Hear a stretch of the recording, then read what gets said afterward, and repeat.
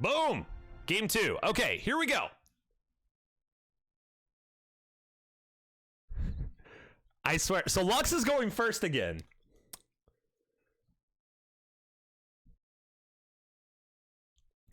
Lux is going first again. And there's a Ravager in the same spot on the row. The same freaking spot, man. What happened to this? Get it. Trying to run away from me. Okay. Same spot.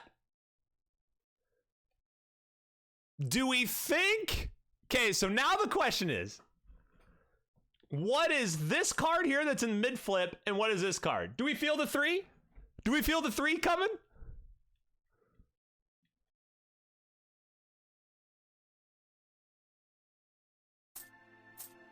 Ooh, so close. Okay.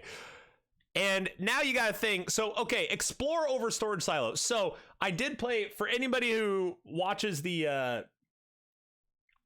for anybody who watches, I've been doing like some gameplay, like just, you know, Star Realms real-time games.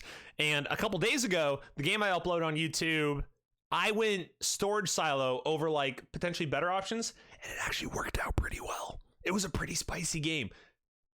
What do you think? Do you guys think,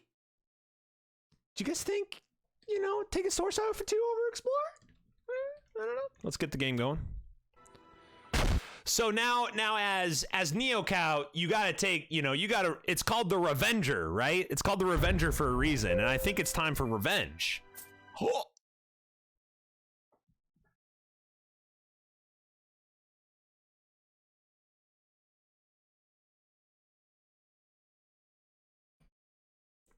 I'm really excited. Like, I'm actually, okay, I'm low-key excited. I feel like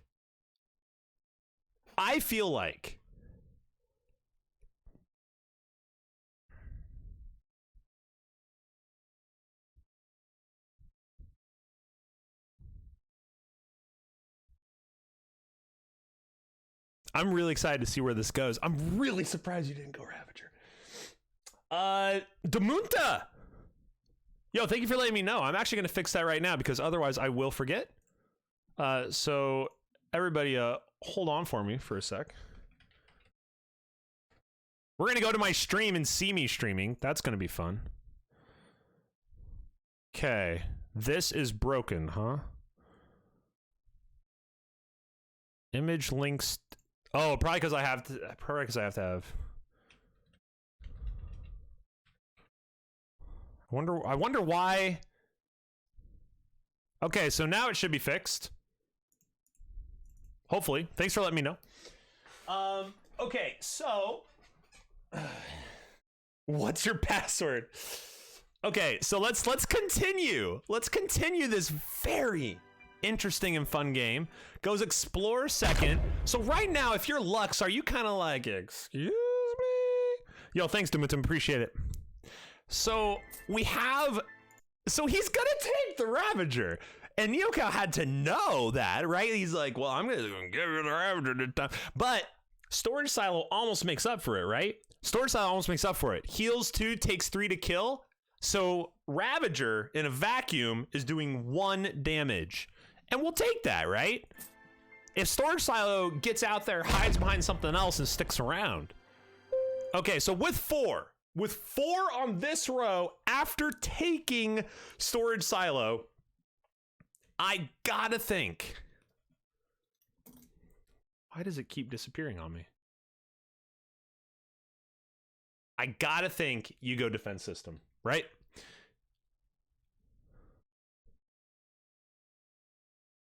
I gotta think you go defense system. He basically just says, I'm basing. And then he's just gonna lock him out because he doesn't have enough damage to get through both a 5 and a 3. There it is. So he's playing really, because he took storage silo early, and I feel like you have to alter everything about the way you process the game moving forward after taking an early card like that. Like, it doesn't suddenly just be a card in your deck. Your deck now kind of like shifts and evolves and orbits around that card. I think a double Explorer would have been acceptable there as well. I certainly feel that. But this has a chance to really pop off if both bases stack. So Stellar Reef with the Ravager. So moving into, so those were two cards that were in Lux's deck at the end of the last game. 2 comes up for Orbital Shuttle. I mean, look at the, I mean, we have a 5, a 7, and a 7, and a 5. So Orbital Shuttle also denial 2 bases already for NeoCal. I think Orbital Shuttle this early, and given the circumstance of the game, you know, I think this makes sense, right?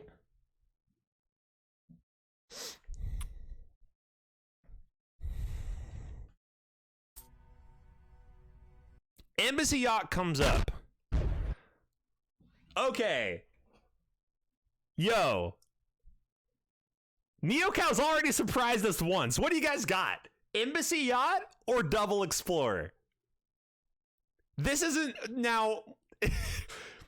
He has 2 bases. He's got 2 bases. He's already surprised us once. You think, do you have to sell out and just go Yacht? Do you have to just do it? You have to own it. Own what's happening. I feel like you do. And I'm really kind of hoping that we see Embassy Yacht taken here, even though I feel like the Double Explorer exchange here would probably make a little more sense. Oh, I'm so excited. He does it! He does it. He goes in on it. All right. The base stack. The base stack is here. If Lux has the Ravager in hand right now, this base stack is actually golden. This is super strong. 5 for Battle Mech. Battle Mech for scrap, not jamming terminal. Battle Mech. Going for scrap, trying to get that scrap going, especially with some damage already.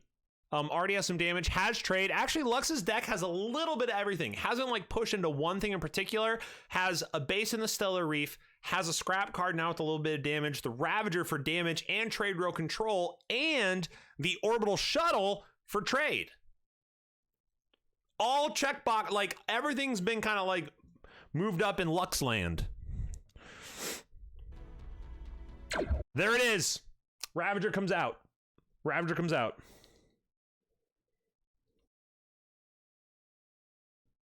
Why is that a sellout? It's more the way I was using sellout. That isn't a sellout. Like, does he sell out on? Like, go all in? Does he go all in on the Embassy Yacht? Because the Embassy Yacht, I guess early game not too bad, but opponent already had a base. Like, had taken a base at that point.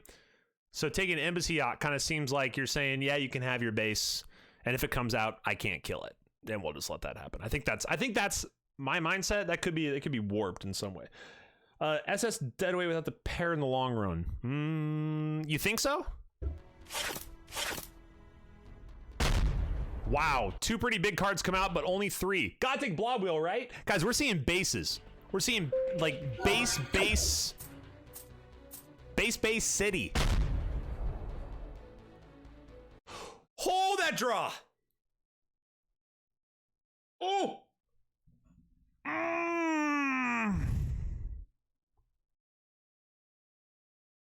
I don't think Lux can kill defense here. What kind of an arrow is that? Are you kidding me?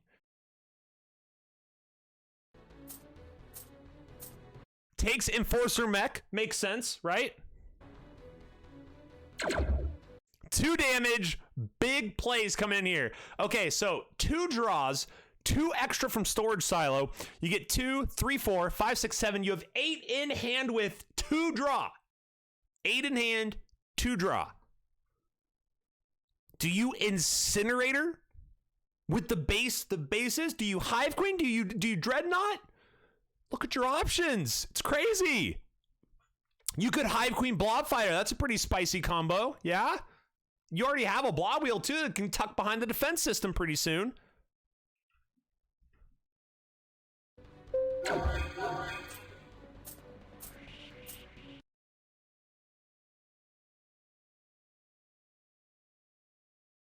He goes Hive Queen, double faction, extra damage, Blob Fire, Blob Wheel behind.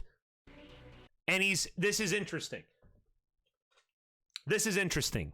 It's interesting because at this state in the game, Lux has taken all the cards. They're going to try to bring the game to like an end, where Neocow's cards at this point are, I'm going to outlast you doing that. Like, I'm going to... I'm going to put I'm going to have bases out there, and I'm going to have damage. And you aren't going to get here. Like, I'm going to kill you. Anyway, you guys get it. It's interesting. So I expect to see Blob Fighter go off the row here.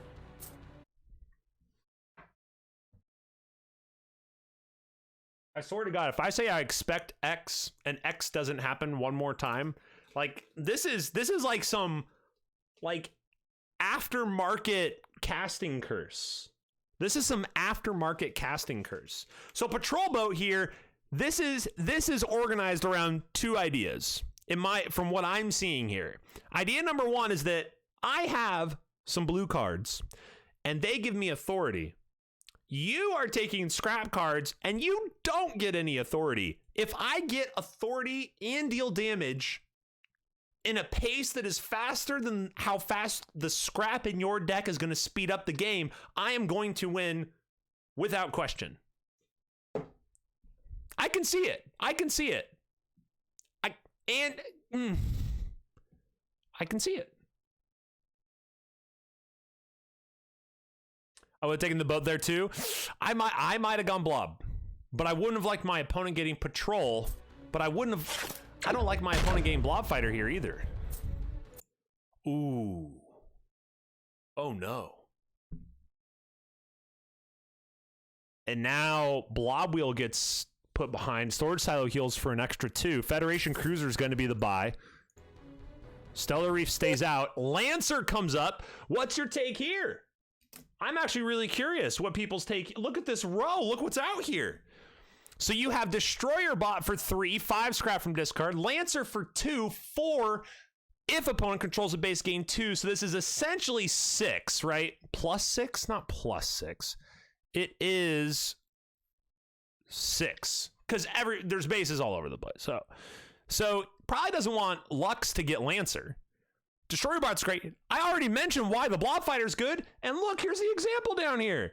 Blob Wheel's coming out, and it's going to sit behind this outpost. It's going to chill back there, just like what Storage Silo's been doing. You have a Hive Queen that's going to proc off that. You have a Blob Fighter that can proc for draw and hit Hive Queen. And if the Blob Wheel's staying out there for the 5, it's just going to go ham. What do you guys take? What's your play? Do you get rid of Blob Wheel for the 6 and go super ham? I'll shut up. Only temporarily, though. Goes Destroyer. Will he scrap out Blob Wheel for Lancer and Blob Fighter? That kind of seems counterintuitive, doesn't it? Lancer.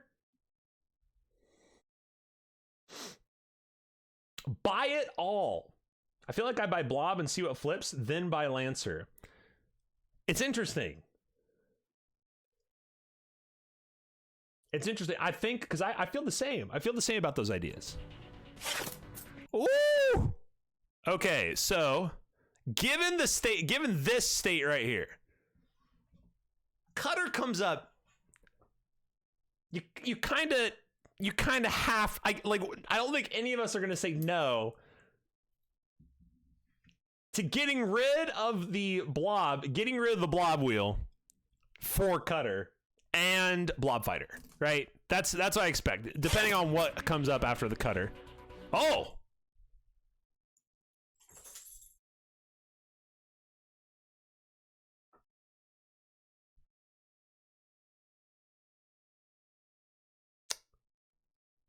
Well, this is interesting.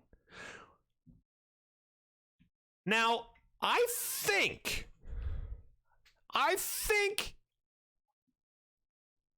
I'm like 51-49% going Blob Fighter. Only because drawing cards is the best resource in the game. think drawing cards is the best resource in the game, and I think with Hive Queen already drawing, hitting the draw with Faction here on Blob Fighter to keep the deck moving with opponent having scrap cards and me having no scrap cards, I lean that direction. I don't think Stinger would have been the wrong choice at all, given that it's a 1 for 6 if factioned, which is absurd. Like like I said, we don't need to talk about how good that card is, right? We're all on the same page. Blob Fighter is take. Light Cruiser comes up. The slightly worse Imperial Frigate. Scrapping 2. Lancer. No questions there, right? How many green cards does he have now that he scrapped the base? Just the Hive Queen, right? Just the Hive Queen. And that's interesting. That's interesting to note because that was going to sit behind, right? That was going to sit behind and chill. Okay, so Lancer's a take. I don't think anybody's batting an eye at that.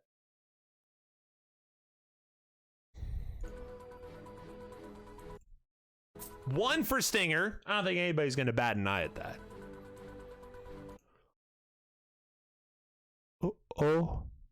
Hello. Why, hello. Hello there. Doesn't have 2 and takes Imperial Fire. What do we think of that? What do we think of this?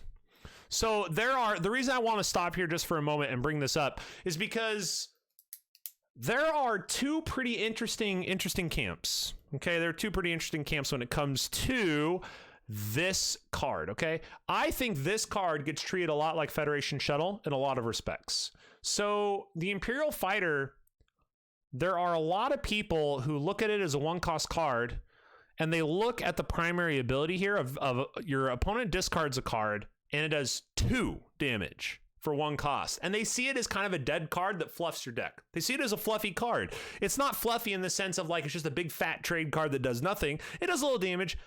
Discarding a card is annoying. I mean, you have 5 cards, discarding 20% of your hand at the beginning. That's a thing that exists in the game, and it's awesome. But what a lot of people will say is you leave Imperial Fighter because if you take it, you flip something automatically better for the most part. So Lux has 1 and takes the Imperial Fighter, and if I remember correctly, hasn't taken a whole bunch of cards that sync up with Imperial Fighter. Is the play to leave this there? Or do you take it for the 2 in the discard, assuming you aren't going to get faction? Those are my thoughts. I don't have an answer because the game, right? The game operates outside of a vacuum. It operates with a ton of information changing at all times. And, you know, in the moment, like we're just sitting here kind of analyzing, and I don't get to click the decks or anything, but we're just kind of sitting here analyzing. I'm sure, you know, Lux may have been thinking, no, I want that 2 and I want that discard. I have 2 scrap cards. I'm trying to chunk down into a quick, efficient engine. Imperial Fighter, welcome to the engine. Maybe looking at that Light Cruiser on the right side, especially after Cutter comes up. So could be saying, yo, you're going to take Cutter. Maybe you don't have enough to get Cutter and Light Cruiser. I'm going to take Light Cruiser next turn. I'm going to have Light Cruiser and Imperial Fighter. They're going to be able to faction. They're going to be able to cause my opponent to discard cards. There.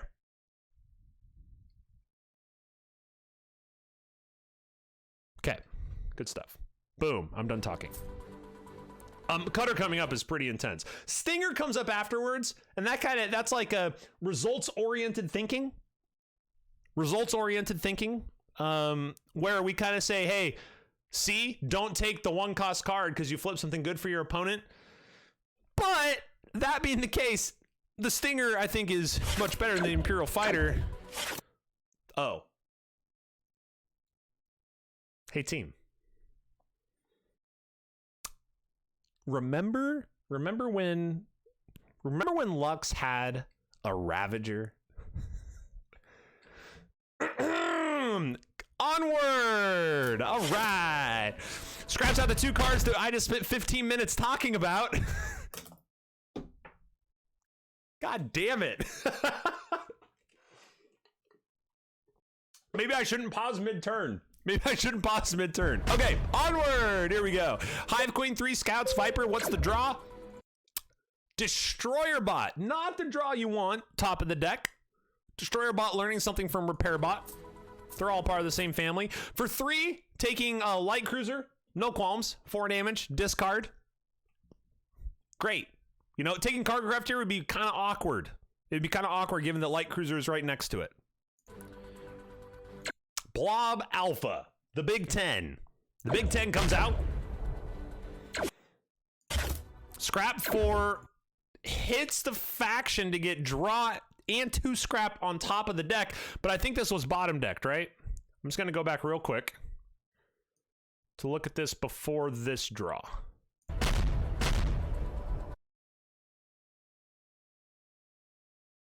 It was not bottom decked. That is a double top deck. Okay, I just had to ensure. That. So that is top decking both scrap cards. You scrap from hand, but still. Oh my god! Okay. Top decked everything. All of it. So all got jammed together. This is a huge swing. Yep, sure. So a little bit of authority gain, 3 for orbital platform here, right? That's not going to change. I mean, what else is there, right? That's faction here. There's a discard. Wait, okay, hold on. Lux takes nothing.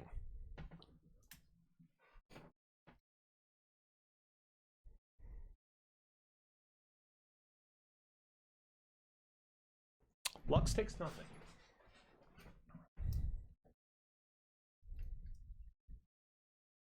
So of the things Lux could take, we're looking at, and this is not in any particular order, so I guess I should just star them. Here's what Lux could take. Now, we need to be sure to be looking over here at the state of the game. So state of the game, 33 to 28, right?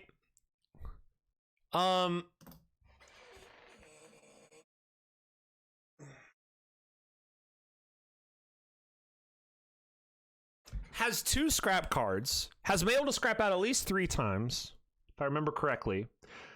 Has the Imperial Fighter, 7 cards still left, so a draw and then a draw shuffle. I'm almost wondering if taking Cargo Craft is worth it. Both of these, I think, you know what? I think this might be, I don't know if you guys would do anything differently. I think maybe this is the right play to not take anything. You're a little behind. Your opponent has bases and authority gain.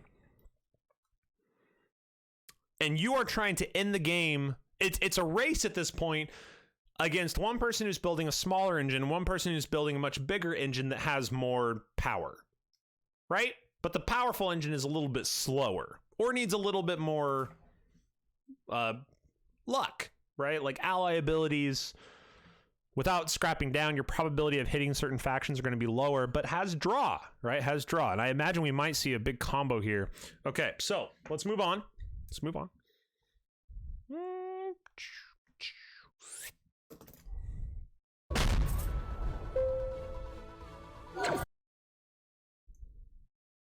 Six for Reclamation here. I don't think there's any question about that. Reclamation is an excellent card. I think Reclamation is an excellent card. Scrap a card in your discard pile, and for those who don't know, it has a self-scrapping ability to gain 3 combat for every card scrapped this turn, including self-scrap, including the Reclamation Station self-scrap ability. So you can kind of pop off with that thing. But it also blocks 6. Not too bad. Especially considering we already have some other... we have defense systems around there, so that can faction for an extra 2. Gets the authority gain 31 to 24. Frontier Hawk is... do we need to talk about how good Frontier Hawk is? I didn't think so. Luck's gonna take Frontier Hawk. No bases out for Lancer. Still getting big damage though, and is actually gonna bring the game back up to a close to tied state. 23 to 24. So game state right now, okay? If we're looking at like game state as this has progressed, the trade row right now only has a couple cards I think either person's gonna want to take, right? Gunship, Dreadnought. Right now, what you've built is what you have. They both just shuffled their deck. The game's probably over. Under 50% authority for each one. The game's probably over. One way or another in this deck. Keep in mind, there is Colony Wars. There are two-hand abilities. So there's the gunship.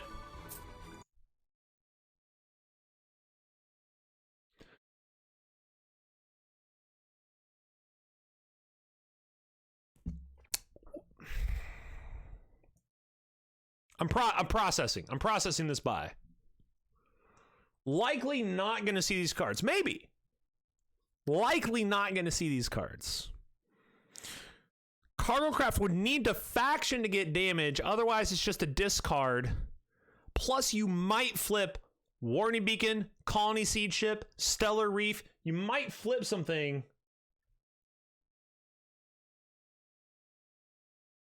For your opponent here.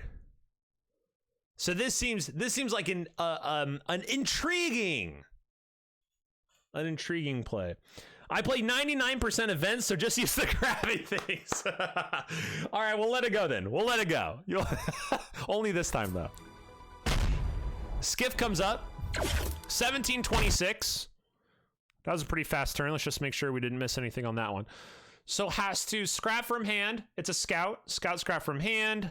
This comes down. And you gotta wonder, like, is this actually, the Imperial Fighter is doing about as much as you could expect taking an Imperial Fighter into a deck, given the state of the game, right? When it was purchased. Neocow drew a full hand of 5 cards. Like, the probability of that, given no scrap besides Destroyer Bot, which was top decked, is insane. But it happened. All right, onward. So what's the discard? Cutter discard? That's gutsy. Orbital Platform comes up as well. Nothing to cycle. And it's all damage. This is rough. So it's going to be 4, 5, 6, 7, 8, 9, 14, 15, 16, 17. Oh, it's damage. It's game.